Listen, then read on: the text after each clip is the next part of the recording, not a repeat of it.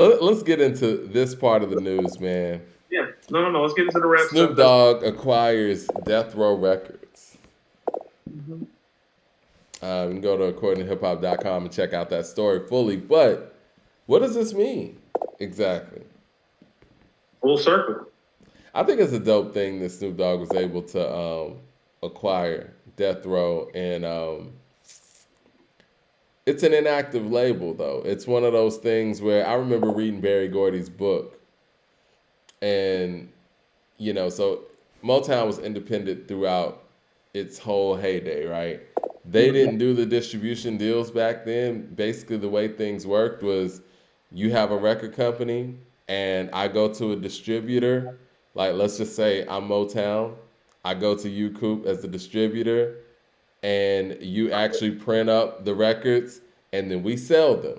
You know what I'm saying? That's how it worked back then, and that was before distribution deals with Universal and all that. Anyway, the industry started moving in that direction, and then Mr. Gordy did a distribution deal with, I think, Universal, and Universal put him in a situation through that distribution deal where they start focusing more on the Universal stuff. Long story short, they put him in a situation where they were like, "Look, you're either going to sell this to us or this company's going to go under." And so he chose to sell Motown to Universal. Hold on, you there? Oh man, Coop just went out. He's probably going to call back. People saying Janet got the crown. We are still live, right? Coop's got to call me back. I was in the middle of a point. Okay, sorry about that. Coop's back. No. You were locked up on my side, so I had to jump Yeah, out. it looked like my signal went out, but we're still live and none of that stopped. Anyway, long Like story literally short, when I jumped out, I think you jumped in. Go ahead. Yeah. yeah, long story short, man, Barry Gordy was put in a situation where his choice was for him to either sell Motown or for Motown to basically go under, right? Mm-hmm. And so Motown still exists today, but it's not the Motown that's ran by Barry Gordy. It's ran by, Universal Capital, whoever owns it now. So Death Row must have went down another path where it went under. And Snoop is buying rights to Death Row to resurrect it, from what I'm understanding. Because they're not saying anything about the actual catalogs and publishing and things of that nature. It's very vague on that type of verbiage. But I feel like Snoop bought it, and now the name is going to continue to resonate like like a Motown, like a Stax Records, and all that stuff. Not to be long winded, but No, I that's get you. kind of No. like what I contextualize from it, where it's like, okay, he's back on Death Row with this album, and what better way to present the new Death Row other than a new Snoop Dogg album? Mm. So now are artists going to be signing to Death Row? I guess so, right?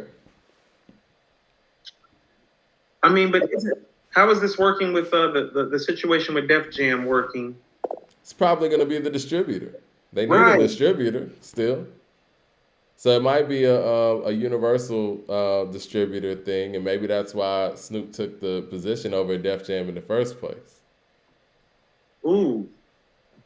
And he's connecting the dots, Mike. He's taking the most famous East Coast label, the most famous West Coast label, and he has say so in both of them. And this is what I mean about him being big and our biggest star. So, I mean that's power right there, Mike. Well, Like I mean, the to be co-founder of Death Row because got pardoned. right now he has access to Death Row and Def Jam's catalog. Who's ever been able to say that? Well, he has a At the job same at Def time, Jam, but now yeah. I mean, yeah, this is who got access, Mike? yeah. Who got access to Death Row and Def Jam vaults at the same damn time? No, exactly. Hold on, Yeah. I'm looking this up because I want to get the facts right. But yeah, remember Michael Harriot, right? Right, Harry O. Yeah, Harriot got pardoned right before Trump came out of office. So I'm pretty sure all of these things have been in motion Right. for some time now. And Mike, I just want to say that Destiny's Child had their best week of sales on the right ends of the wall, and Jumping was the single that was out. But that's neither here nor there. hold on. But was that the fourth single? No, it's actually the fourth single, like you said, Mike. But Okay. About Say and Say My Name was the third single. But Say My Name and Jumping almost moved as many units for that album as the original two singles. That's why it bubbled for Say so My long. Name did that. No, no, no.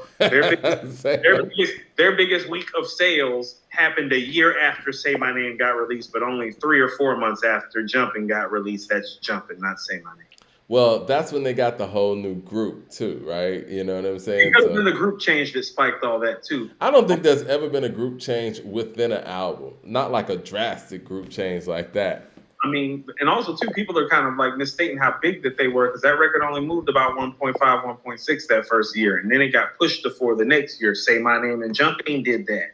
The Controversy did that. Yeah. So it was like a 1.5. Or Mike, you want to know what 1.5 is around that time? Like Pop, Big, Nas, Jay are all moving way bigger numbers than that.